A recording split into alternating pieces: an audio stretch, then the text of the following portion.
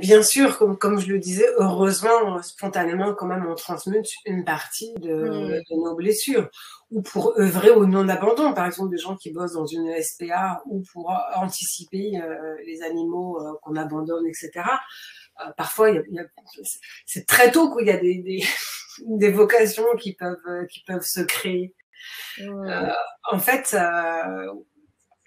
comment dire, il y a une partie de nos blessures qui va être transmutée de façon complètement naturelle et rapide, et d'autres qui sont plus lourdes parce que les croyances commencent à être incrustées et que voilà. Mais il y a des moyens et des subterfuges pour associer à la place de l'abandon quelque chose de positif. Si je vous dis que la personne là qui, alors je me souviens plus du prénom, pardon, qui a une blessure d'abandon, alors ça peut être plein de choses, évidemment. Moi, je vais pas oser là vous dire ce pourquoi vous êtes faite en deux-deux. Mais par contre, ce que je peux vous dire, c'est que si elle rayonne encore, c'est que vraisemblablement vous avez un don, un lien avec l'abandon positif.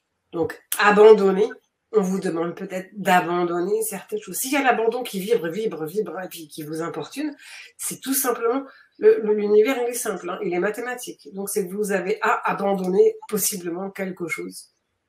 C'est aussi qu'il y a quelque chose à pas abandonner, évidemment, parce que c'est les deux. Hein. Et on vous demande d'abandonner quelque chose. On vous le dit clairement, abandon.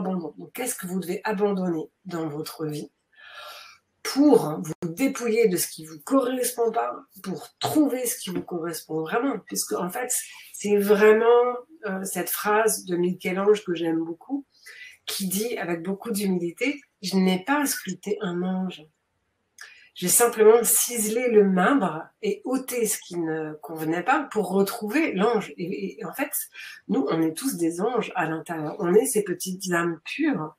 Et simplement, il y a des petites pollutions toxiques qu'on s'est choisies nous-mêmes pour,